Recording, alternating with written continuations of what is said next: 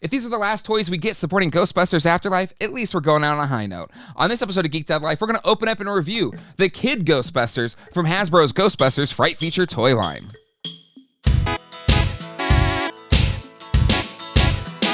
Hello everybody and welcome to Geek Dad Life. It's your host, Jay Glatfelter here. So I have had so much fun reviewing all of the merch supporting Ghostbusters Afterlife for nearly 2 years now. So if you like this video and want me to do more like it, hit that like button. And if you want to see when those episodes drop, click the subscribe button and that bell icon. Out of all the toy lines supporting Ghostbusters Afterlife, I think the Ghostbusters Fright Feature series is probably my favorite. You know, the fact that it's a line that kids can get into, but also adult collectors, is kind of, answering that one question we had as kids, which was, can we get Ghostbuster toys that look like the ones we saw in the movie?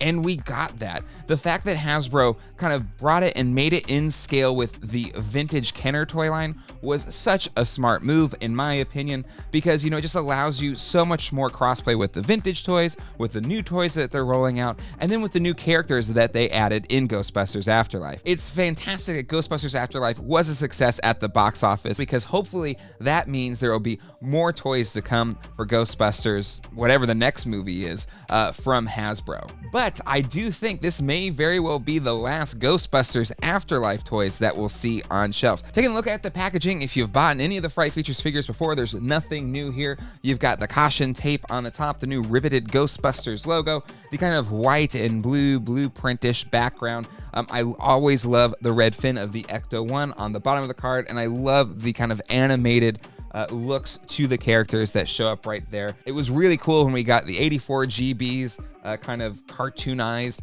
for the toys, and I love that we're getting it for the new characters as well. Some people don't like this look. I kind of really dig it. Something different. It really pops on a shelf. You know that you're getting a Ghostbusters figure, and I think that's really cool. The back, there's not much. There's a little bio and kind of showing you the Fright Features elements of the companion ghost that comes with these figures. So again, if you got the 84 GBs, you know what to expect here in terms of articulation. They're 5 POA, like those classic Kenner, which again, I think works for these characters. Yes, you can't really, pose them with the Neutrona wands like you would in real life or anything like that. But again, I think the important thing here is it's really easy to play with these toys for kids. And I also love that since they're following this kind of Kenner scale, so since they have that scale, you can take your vintage real Ghostbuster toys or vehicles and have them interact with them because they kind of fit in and they scale with those toys. Looking at the figures of the Ghostbusters themselves, unlike the 84 Ghostbusters that all had the same body with a different head sculpt attached to it, there's actually a lot of unique sculpting for the kids. I'm going to start with Podcast, who was probably my family's favorite character from the film. He's probably the shortest out of all of them, but I love how each one kind of has a unique look, which is pretty cool. His look is kind of replicating what we saw in the film at the end of the film when they all kind of put on their GB suits. I also love in the film that he kind of wrote his name Podcast where his name patch would be, and that's represented right here on the figure. I think that's awesome.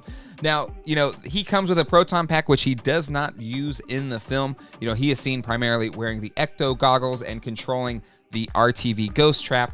Now, again, this is a major, retail. I'm not going to fault them too much for that. But it would have been nice if maybe they sculpted the Ecto goggles on him here, since this is really kind of his end of the film look, and he was seen wearing them throughout most of the film. So, again, not that big of a deal, but it would have been cool if they would have sculpted some Ecto goggles here on Podcast. Lucky is one of the older kids. I think she's the oldest out of all of them, if I'm remembering from the film correctly.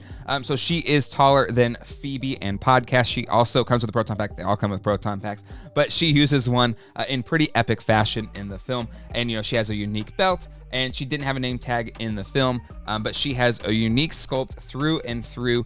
No other figure has the sculpt that Lucky has, and I think it's a really good representation of like a Kennerized style version of the character. The only figure that has reuse, and I think for the worst in this line, is the Trevor figure. He reuses the same buck or body as the 84 GBs, which wouldn't be so much of a problem other than, when he's actually standing side by side with the adult Ghostbuster characters, he's actually a little bit taller. His head is bigger than the 84 GBs. If you're having all of your Ghostbusters, fighting ghosts together, the one that looks out of place is Trevor. He's too big. His head's too big. He's the same size as the other Ghostbusters. And I think, out of all of them, this is the one that's the most, I hate saying disappointing. It's still a toy. I think it's still a good representation of the character. But given the other kids have unique sculpts, they come in a little bit shorter, so they scale better with the 84 GBs. I think that's a missed opportunity. Even still, I'm glad we got this Trevor figure. I think he looks great with the other kid GBs. He's kind of the tallest out of all of them, which I think is true to the characters in the film. It's just a little bit weird when you have them next to the 84 GBs, that he comes in larger than any of the other adult Ghostbusters. And then my last for the humans in this line is Phoebe. I think she came out really nice. I love the red shoes. I think it really makes her pop. I think the head sculpt is a good Kennerized version of the character. She has a completely unique body sculpt. She comes in a little taller than Podcast, a little shorter than Lucky, and she has a proton pack, which again she uses a lot. Now they've used the same proton pack mold throughout all of the Fright Features toy line. So it's not that big of a deal, but it would have been nice to maybe have some features that made it Spangler's proton pack. Again, we got that in the Plasma series line. Not a big deal, but it would have been a nice little touch to kind of send this one way over the top. But still, she actually has the Spangler name tag, just like she had in the film. And she has the red shoes that we saw in the film, her glasses. Again, a really fun representation of the Phoebe character, and another really great one in this wave. But quite possibly, I think it's the companion ghosts that really set this wave of Fright Feature figures into that upper level of really great toys. So let's dig into those. I think the one I was most excited about was the Bug-Eye Ghost that came with Podcast. The Bug-Eye Ghost is, one of my favorite toys from when I was a kid. This is a vintage Bug-Eye Ghost. So, the fact that Hasbro was talking about it at their PulseCon a couple years back, and I was like, that's a lot of love for the Bug-Eye Ghost. And then they re-released the Bug-Eye Ghost, which was really cool in the Kenner Classics line. But then we saw that the Bug-Eye Ghost actually made an appearance in the film. So this makes this great-looking little Bug-Eye Ghost companion awesome as an homage to the Kenner line, but the fact that the character showed up in the movie is a really, really fun touch, and it adds even more relevance to this character. So it's really awesome. Might be my favorite companion ghost that we got out of any of the toys released for Ghostbusters Afterlife, which I know might be hyperbolic, but I think I really dig it. That being said, it's probably the toughest Fright Feature to pull off.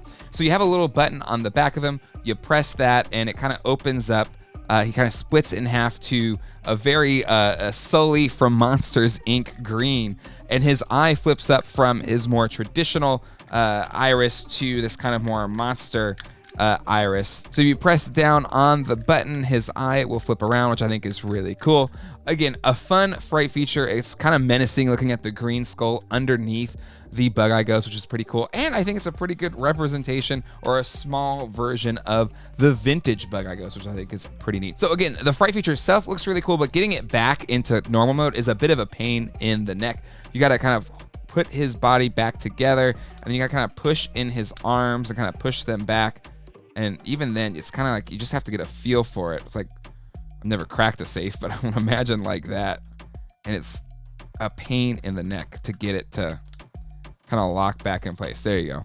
And so that's a bit of a bummer. That's just not the easiest to use Fright Feature. The ones that came with the 84 GBs were really quick and easy to use, but still a really neat action feature, and I think a really great looking companion ghost. My next favorite is the Little Muncher. We got kind of a large size Muncher with the Fright Features line earlier this summer, and this one came with Phoebe, and I think I like this one better because it's kind of scaled as we saw it in the film. It's kind of like when we finally got an appropriately scaled Slimer figure. It's really cool that we already got a relatively appropriately scaled Muncher figure for the Ghostbusters to chase. I know my kids really like this little Muncher because, again, with their Ecto-1 and the Phoebe and all the kids, they can kind of reenact that scene from the film. And his Fright Feature is pretty cool as well. He opens up and kind of you can see all the things he munches in the film, and they'll kind of pop out and stuff like that. So I think that's really cool. And I think it actually looks pretty accurate to the character that we saw in the film too. So I really dig this little Muncher, and I love that we got him as a companion ghost because I think he scales pretty well with the rest of the figures. Lucky got another one that actually I don't think we saw anywhere in the film, but it's an awesome companion ghost. The colors really pop. It's this brainy kind of Cthulhu style ghost that kind of pops up, has a skull inside when he does pop up, and then if you flip up his brain, There's another little face in there with 3 eyes. The colors, the pink and the yellow, really pop in the teeth. Like, this is something that we would get in the vintage Kenner line, and I really freaking dig it. I think Lucky, you know, I think there's no connection to any ghosts that we've seen so far, other than maybe some of the cool stuff we would have seen in the Kenner line back in the day. So I really love her companion ghost. And probably my least favorite companion ghost, the one that came with Trevor. I feel like I keep hitting on Trevor here. Still a good figure. I just think it maybe is not as good as the other ones we got in this wave. But he has this little guy. I swear it looks like a Pokemon. I feel like I've seen this guy before. But he kind of locks in, and then you press on the back, and then he'll open up. And that's it. But it looks pretty cool. Again, the colors really pop on these. So I think these companion ghosts are what really send this wave of Fright features into that next level of toy awesomeness. The colors pop, the features are really cool, and they're kind of really cool ghosts. Whether you've seen them before, you know, in the film or in a vintage toy, or new characters, I thought looked really good. I really dig the companion ghosts that they've done here with this wave of figures. And I hope they bring Fright features back for future iterations of Ghostbusters film and media. I hope they continue to build on the great stuff they accomplished with these companion ghosts. So there you have it. The Ghostbusters Fright Features line, I think, was an absolute success. You know, in my mind, if I could have thought of the perfect kind of main retail toy line for Ghostbusters, any new Ghostbusters, it would be one that kind of represented the film, but also could harken back to the things that we loved in the original toy line. And I think Hasbro really has done that with this Fright Features line. When I look at all of them all together, they really, you know, look dynamic. There's a lot of color. There's a lot of fun character designs, much like we saw in that vintage toy line. And, you know, just for me, it makes this, you know, aging Ghostbusters fan very happy. But, you know, a Ghostbusters fan that has his own kids. And one of the best parts of this Afterlife experience has been getting to share it with my own kids. So for, you know, little kid Jay that loved playing with this Peter Venkman figure, you know, my youngest son, Alex, loves getting to play with his Phoebe figure. And honestly, that is one of the best parts of being a geek dad, is getting to kind of share the love for toys that I had as a kid with my own kids. And these figures really do that very well. Even if you don't have kids, I think these really pop on a shelf. All of the colors, we got the Ecto one. I think it looks really good. The only thing that I would like more of is more of them. So if these are the last figures that we get for Ghostbusters Afterlife, I do think they're ending on a high note, but I would love to see more. The success of the film means that hopefully we will get more. But Hasbro, if you are listening, don't do something else. Don't reinvent the wheel. I think you nailed it with the approach with the Fright Features toy line, so I'd love to see that keep going. So it shouldn't be any surprise that these get the Geek Dad Life buy rating. I think this is a fantastic wave of Ghostbusters figures, and if it is the last figures we get supporting Ghostbusters Afterlife, they are definitely ending on a high note. Definitely check out some of the other videos that I have done on this channel. Here's a playlist of all of my Hasbro Ghostbuster reviews videos that I have done over the past 2 years if you want to check those out. And definitely check out this video that YouTube wants you to see. And until next time, hasta luego and goodbye.